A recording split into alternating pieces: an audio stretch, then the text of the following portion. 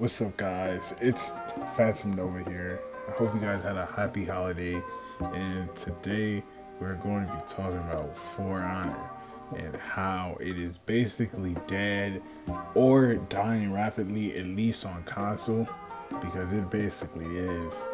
So I compiled a little list of things that I feel like that basically killed the game for most people. And starting off is the lack of meaningful updates. Like, we haven't got a decent sized update in some months. And I'm sure some of you are gonna come at me with, a new hero just released. A new hero just, dropped or whatever. And I don't even know that guy's name.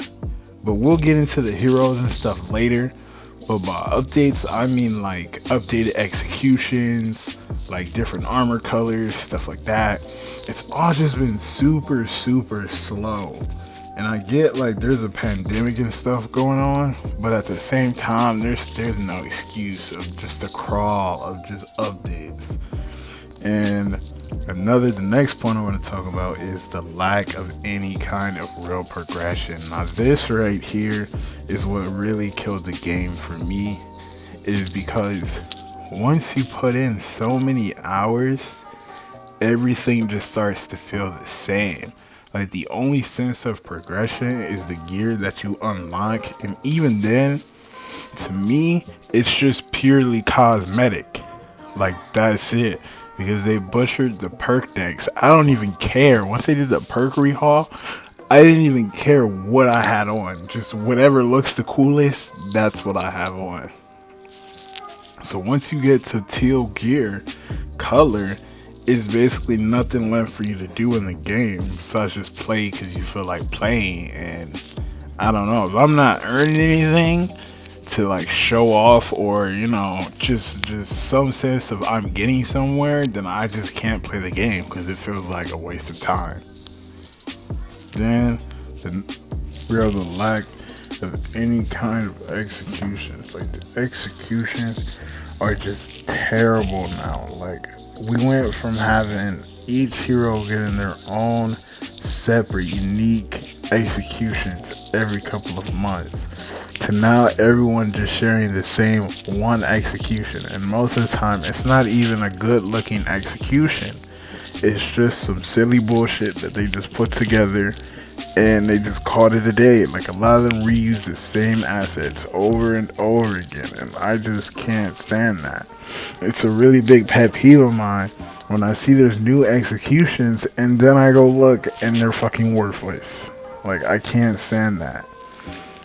And then after that, the next point is the new heroes. The new heroes aren't really fun at all or even remotely interesting. Like, the two recently that came out is Warmonger, and she was okay. Like, she just was like basically, I don't want to say she was a cut and copy from the campaign, but basically she was. Like, her moveset and stuff isn't like it wasn't in the campaign, but they still have the same exact design, which is cool. But like, if they were gonna do that, like, they shouldn't have did it around the third year of the game being out. They should have been put her out along with like the year 1, year 2 heroes.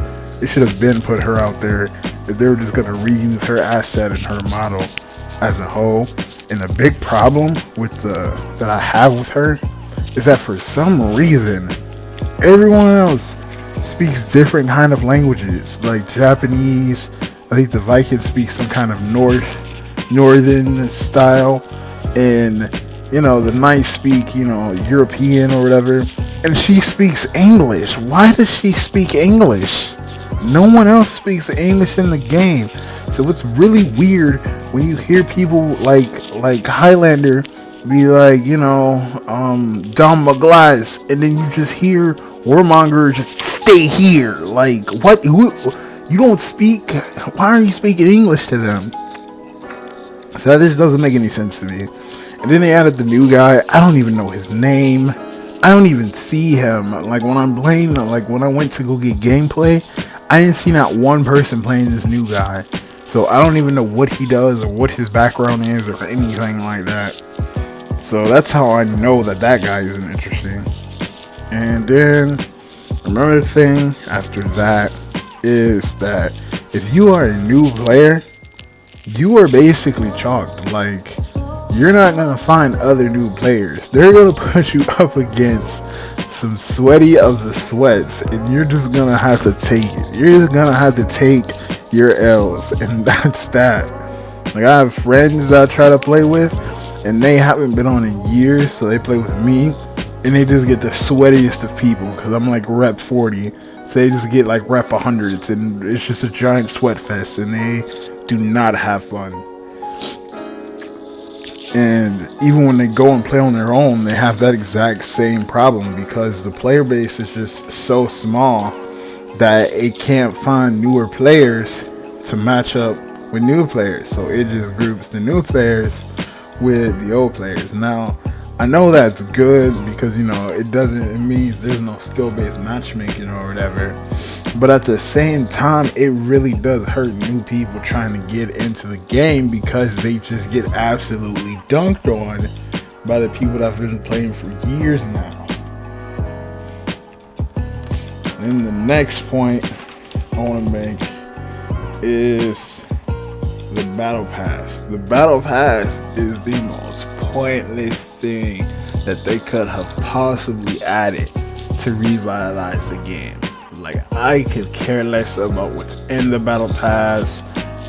There's nothing ever in there that's even remotely worth $10. Even the executions in the last couple of levels in the Battle Passes are terrible. And once again, they're all just one execution that everybody shares. That is not special. That is not unique. That is boring. Then we have the Faction War. Good God, did the Faction War really fall on its face? I mean, it's a cool concept, but it just flopped tremendously. Like, it just, half of the time I forget to even put down troops. That's how irrelevant the Faction War is. And my final point is that it's really dying because just no one plays it anymore, man. Like, I play every now and again, but even when I play every now and again, I could take months off, come back to console, you know, boot the game up, you know, and I still see the same 4, 5, 6, 7, 8, 9 people months before I left from my lobby. It's just the same guys over and over and over again. There's never nobody new. There's never nobody else. It's like the same 20 to 40 people playing Dominion. And that's another thing, is that the modes. The only 2 populated modes on console is you got Dominion, right? You got 2v2s, and 1v1s aren't even all that populated. It takes me like 10, no, not 10, that's over exaggerated. It takes me like 5-6 minutes to find a 1v1 match. And another mode that you could probably find a match for, but it might take you a little bit, is, what is it called? I don't want to call it Siege mode because that's not the name of it. I'm trying to think here. Breach is Breach. You might be able to find a match at Breach, but really no one plays it because it just lasts for so long. Like, I'm talking about, you can play one game of Breach, and that is basically your For Honor for the day. That was like 45 to 25 minutes. And you basically, once that Breach match is over, most of the time, most people just get off For Honor as a whole, because at that point, you've already reached like the maximum amount of playtime that you want to play on the game. But yeah, I think that's about it. I think I've covered everything that I want to cover about the game and why I think it is dying, if not already dead, on console.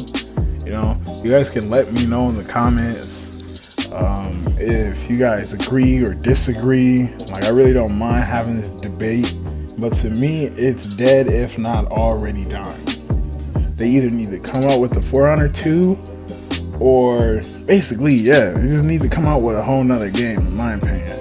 Because this one is just not doing it. It's not doing it anymore. They're just running into so many issues, the lack of updates, and all of that.